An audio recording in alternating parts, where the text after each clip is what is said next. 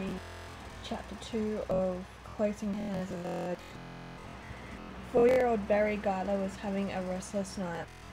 A gentle Indiana breeze floating through the half-open bedroom window ruffled his bangs. There was a soft but persistent whirring noise coming from somewhere in Barry's room, and it troubled his sleep. Suddenly a soft red glow played over his face and Barry's eyes opened. On the nightstand next to his bed, one of Barry's battered toys had somehow come on. It was a Frankenstein monster.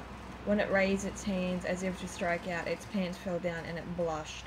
Barry sat up in bed, staring at Frankenstein, and then looked around the room. He had a lot of battery-operated toys scattered about. A Sherman tank, a rocket ship, a police car with red dome light and siren, a Model 747, a drunk hanging onto a lamppost and chugging from a bottle, and all of them were moving, flashing, whirring, all by themselves. Barry was delighted. His phonograph came to life, all of a sudden scratching out a tinny version of the Sesame Street theme song. His hands. Then he jumped out and to the open window. Outside in the distance, he heard a dog barking, but his backyard was dark and utterly still. Barry's bedroom was at the end of the hallway. Very curious now, he trotted down the hall to the living room. The room was dark except for a small blue nightlight.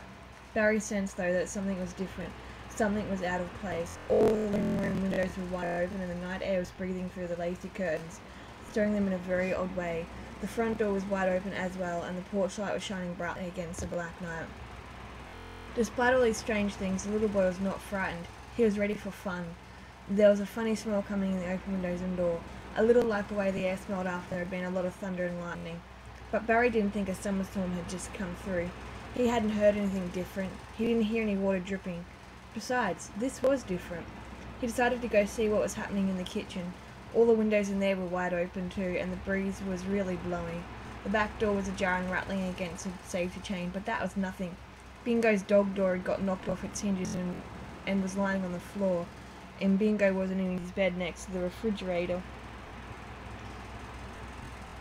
The refrigerator was open too, and there was a lot of food: a milk carton, some cokes, butter, a cottage cheese container, bologna, leftover dinner in messy piles on the floor in front of the icebox, leaving a sloppy trail all the way to the open dog door.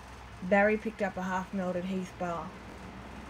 Then something else in the kitchen caught Barry's attention. Several somethings. Barry spun. The Heath bar dropped from his hand, splattering across the linoleum. The little boy backed away so quickly he slammed shut the big Amana with his tiny body. He carefully waited, his soft eyes unmoving, and then Barry Guyler smiled. A shy, playful look that seemed to invite a response. Barry looked some more and giggled, and looked away. Peekaboo. More laughter. Peekaboo. New game. Barry looked hard. Then, rocking back and forth on his heels like a chimpanzee, he spun full around, cocking his head to one side, before rotating it slowly. Like this? Like this? He was brave. Boo, he shouted and made his scariest face. Grrr, boo, he's scariest. Gillian Guyler had been asleep in her bedroom. Gillian had had the flu all week, and her head, her bed, and the room were all in a state of general disarray. The house that Gillian and Barry lived in was small and stood by itself atop a low, rolling hill in this rural area of Indiana. It was really an easy house to take care of, but Gillian had felt pretty rotten all week and had let the housework slide. In her bedroom, everything was everywhere but where it should have been. The same wind that had been playing through the rest of the house suddenly swept into Gillian's bedroom, picking up and dropping Kleenexes and a couple of half-finished charcoal sketches of Barry.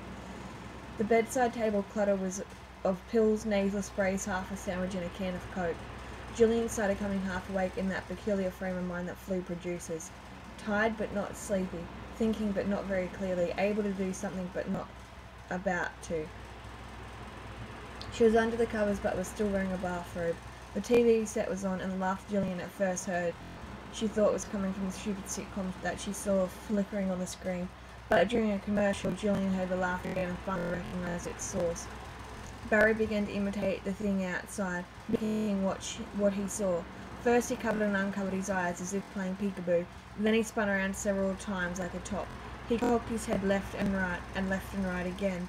He began to laugh out loud with the joy of it, moving into the night as he did so. A pale burnt orange light illuminated his face as he walked into the night laughing. It was a laughter growing fainter that wakened Gillian at last. Well, that and the parade of toys. The laughter brought her half awake, wondering what had disturbed her slumber. Then as she sat forward, eyes slowly opening the big part to the door of her bedroom, its dome light flashing. Behind the wall, flashing in its gun muzzle. Next, a jumbo jet trundled forward to the accompanying whine of the police siren.